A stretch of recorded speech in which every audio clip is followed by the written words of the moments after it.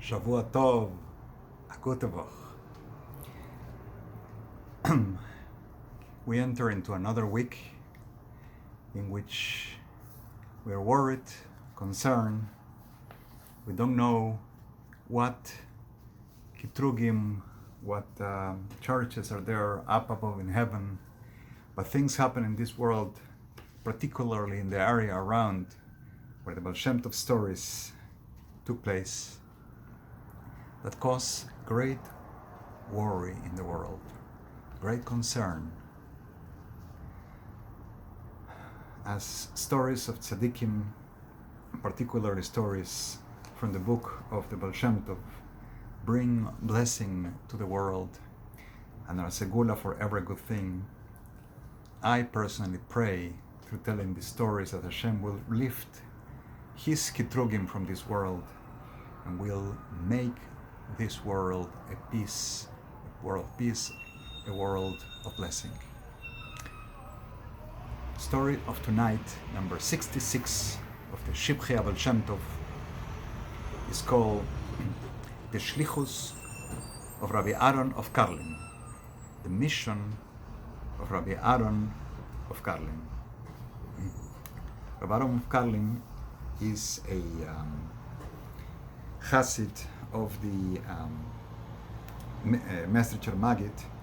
From him starts the Hasidus, the Hasidic dynasty of Karlin, Stalin Karlin, and is known to have been a great tzaddik, the one worker of many miracles, many wonders, a great Talmid Chacham, a great Torah scholar.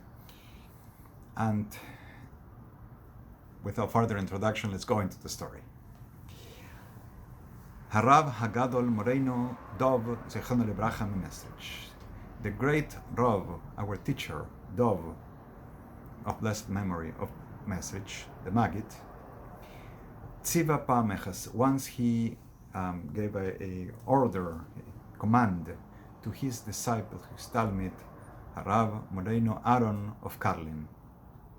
He told him to go to his house through the path of a certain known community, but in this story, in this book, for I guess for avoiding saying Lashon Hara, they will not mention the name of the community. Anyway, Rabbi Aharon has to go through this community, and he does what the Maggid told him. He goes to his home, passing through that community, and as he is passing through there, he looks into his bag, and he realizes that he left his talis, his talit, and his tefillin back in Mesrich, and he was very makpid, very careful not to do his prayers with borrowed talis and tefillin, somebody else's talis and somebody's tefillin. He was very careful to have his own. The truth be told, in halacha, in Jewish law, one could use, especially in a case like this, you're traveling, you don't have them, you could borrow somebody else's, but he was makpid, he was very careful not to do it at all. So he sent somebody to buy a talis, and he was going to tie the tzitzis himself, and he went into the house of a sofer, a sofer is a scribe that writes the parashas, the scrolls that go into the tefillin, so he can have his own tefillin. The tefillin, the sofer was handing him over the tefillin, and the Rav Aharon of Karlin looked at him, raised his voice, and yelled, "Yesterday you came to an Eshes Ish, a woman that belongs to a man, meaning a married woman, and today you dare sell tefillin?" Look at the rush, the big noise that happens. Just like the Baal Shem Tov was very careful, very makpid to be careful when we get shchita, meat that has to be shechted, has to be slaughtered according to Jewish law, so too the things that a sofer, a Jewish scribe, writes, the tefillin, the Megillah, the scroll of Esther, the Torah scroll, must be written by a man who is a Yireh Shamayim, fearful of heaven, and whose behavior in front of Hashem shows so. An impeccable behavior. We want somebody who is a mensch, who is behaves in the eyes of Hashem. And if he's hiding away and doing things of his own pleasure that are forbidden, he is not an Yireh Shamayim. That is implied in the words that Rabbi Aharon of Karlin says. Their self-feeling, and then he says two words. Then Todah. Todah in Hebrew, literally, you think Todah is thanks, but Hodah to acknowledge. Also in this case is to acknowledge, to confess your sin. And so the man acknowledged his sin. He said to the rabbi, he's correct and he has committed this sin. And since this confession came out, an investigation began, and it was found in the community of where Rabbi Aharon of Karlin was visiting, that there were many cases of men and women who were married to someone else and they were committing adultery. And as it was revealed, there were over 100 cases where in Jewish law it was required that the men needed to give gittin, the documents of divorce, to their wives because of that reason. In one case, or in one issue, Rabbi Aharon of Karlin had a shaila, had a question. He wasn't sure how to proceed according to Jewish law. And he saw himself in need to go and consult with the Maggid, who sent him there to begin with. Maggid was also a big Talmid Chacham. So he went back to the Maggid, and remember how in a story last week or 2 weeks ago, the Maggid was able to see in his daughter-in-law the dream she had had and how she had behaved and what she had caused. So too, the Maggid was able to see the situation, and before Rabbi Aharon could say, he told him what the situation was, what his question was, and what the answer to the question in practical halacha and practical Jewish law is. Before Rabbi Aharon was going back to that community, they call it the Keilas Kodesh, to the holy community. Hashem always sees the holiness in everyone, regardless of the transgressions. And the Maggid, before Rabbi Aharon goes, tells him that with you there must go Rabbi Menachem Mendel of Vitebsk, because he speaks the Polish Sprach, the Polish language. And because he speaks Polish, he should go with you. Also, both of you should wear your white Shabbos clothing, your Shabbat clothing. I guess the bekishe that they had was white. They did as the Maggid said. I mean, the Tzaddik speaks, where the Hasidim.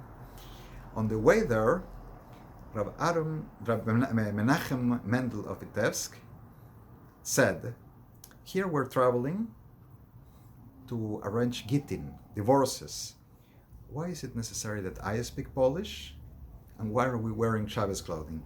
It must be that our Rebbe, he see with his eyes things that the brain doesn't understand. He sees that the Rashaim, the evil people of the city, are taking back their confession, and now they're making a plot. They're lying, they're causing problems against us with the governor of the city.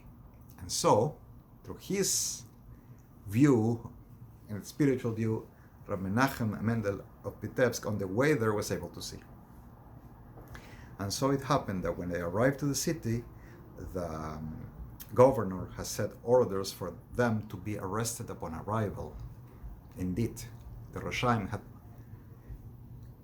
had created accusations, and they were brought to the governor. But when he sees them wearing the Big Day Shabbos, the elegant, holy clothing of Shabbos, it caused special grace in his eyes. Things change. This is what the tzaddik told them they needed to do. And he actually welcomed them with great honors. And he asked them, they use here expression in the Gemara.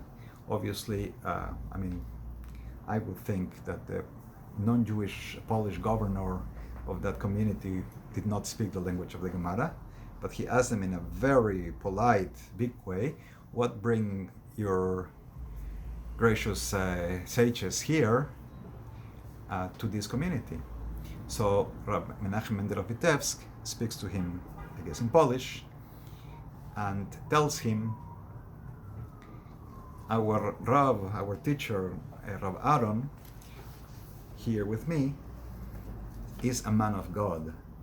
And he saw that above in heaven there are kitrugim, there are these judgments, these trials, and the city has to be destroyed by divine right because of the sins and the transgressions of the men of this city who have transgressed against God in the aspects of niyuf. Basically, they have committed adultery. They are required by Torah law to divorce their wives. So we are coming to you because you are the governor of the city and you are the one who is concerned with the welfare of the city and its inhabitants. So there is a divine kitrug, there is a divine judgment, and the city will be destroyed for what these men have done unless we can proceed. As he hears them speaking, the governor orders for the Roshaim to come out and to speak to the rabbis, to the Rabbonim, and immediately Rav Aharon, Moreinu Rav Aharon of Karlin, sees them and yells at them and tells them to confess. Ashamed, the men open their mouth and confess to their sins. So the governor, now the civil authority, tells them to proceed with the gittin, with the Jewish divorces, and punish them severely for having presented false charges in his court. I don't know what kitrugim there are in heaven, what happens, why things happen the way they do. But I ask that in the name of the tzaddikim whose story we just told, these kitrugim, these judgments in heaven be lifted. And my people, our brethren everywhere, ourselves to be able to live in blessing and in peace in all that concerns our welfare. Shavua Tov and good